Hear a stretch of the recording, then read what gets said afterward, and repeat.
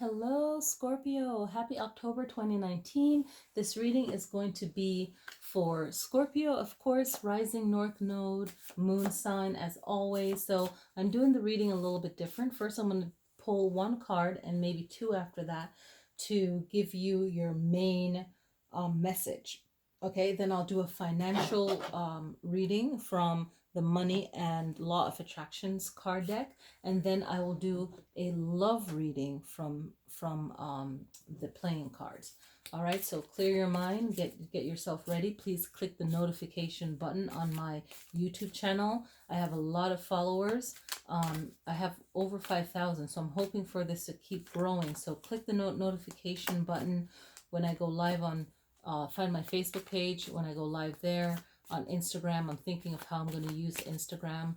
I want to use each of these platforms a little bit differently. So I'm trying to find my way with that one to just be original. I like to do things differently, okay? And I've seen how this tarot card game has changed in the 5 years. So I want to do it a little bit differently, and I'm a creative air sign, so I like to be the first, and I like to just do that. Even if someone don't get it, I get it, and then they'll catch on, and I have to remind myself of that. Sometimes people won't get it, but they'll catch on. All right, here we go. Scorpio, what's the deal? The wheel, okay? We have ups and downs. Sometimes things are great, sometimes they're not. Just know that this is life. It happens. Brush it off, okay? What can help you? Choose your battles and stand up for yourself. I feel like a lot of you already did that already.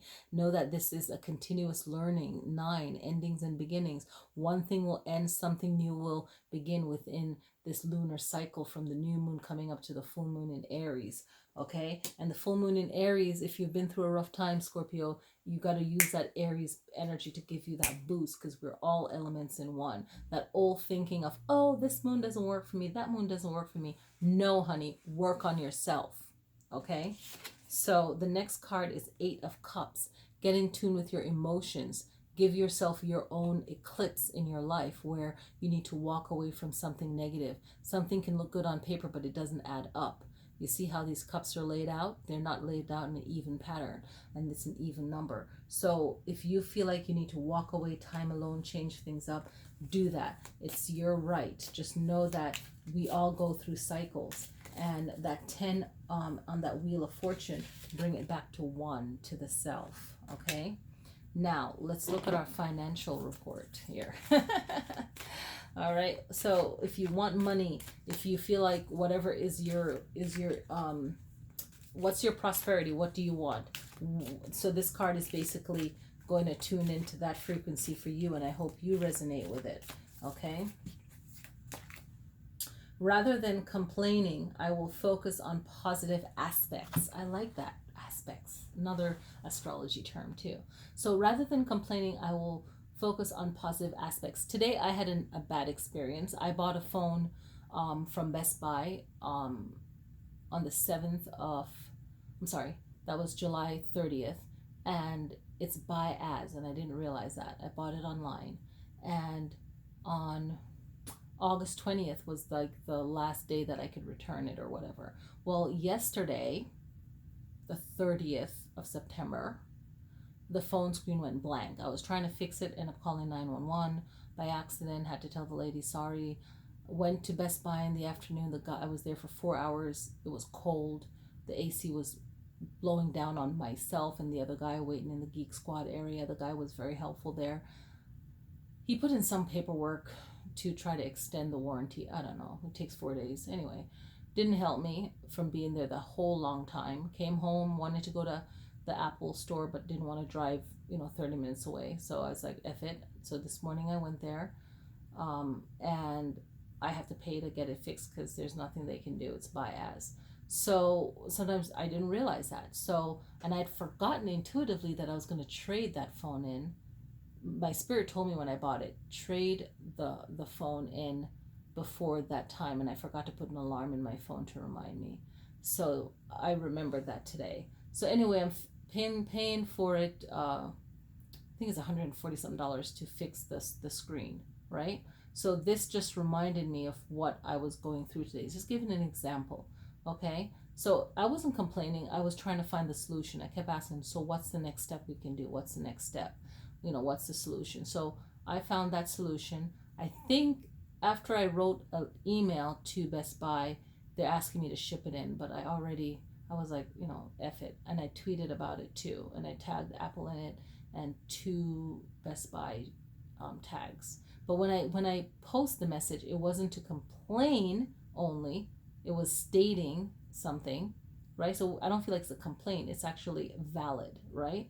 Because that's really shitty. Because if it's a refurbished phone and they give such a short span, they obviously knew it wasn't going to work. That's how I interpret it. They knew that someone was going to F up on it.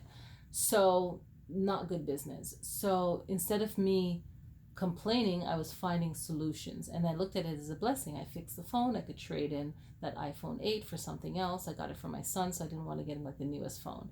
Like I try not to do stuff like that. So, but you still want good things for your kids, but you don't want to spoil them.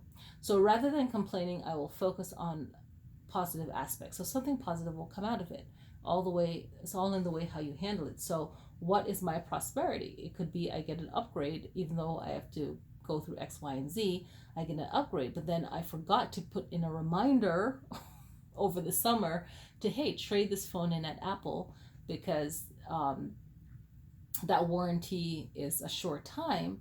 But in my back of my mind, I kept thinking, oh, Apple has like a 1 year or a couple months warranty. So we learn that, and sometimes we forget to tune into our intuition. So anyway, just remember that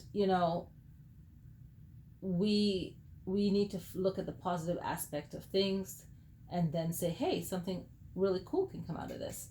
The number is 43, which is 7, so it's a continuous learning, spiritual growth. Always make room to learn more. All right, so let's do and I wanted to say, when I tweeted, it was in hope, and I put that in there so other people will realize that. Sometimes we just don't realize things because we have a full life. So anyway, so let's focus on a love reading for Scorpio. Okay, so Scorpio is 6 of clubs, upside down. So let's look at this. It doesn't matter upside down. I just got to read this. So it's intuition on point. Trust your intuition. Okay. When it comes to love. Okay. Trust yourself when it comes to love. Okay. This will benefit you if you trust yourself. So always trust yourself in love, and be balanced and fair in love, but trust yourself. Trust your intuition. Okay. Really trust your intuition when it comes to love, and don't overdo things.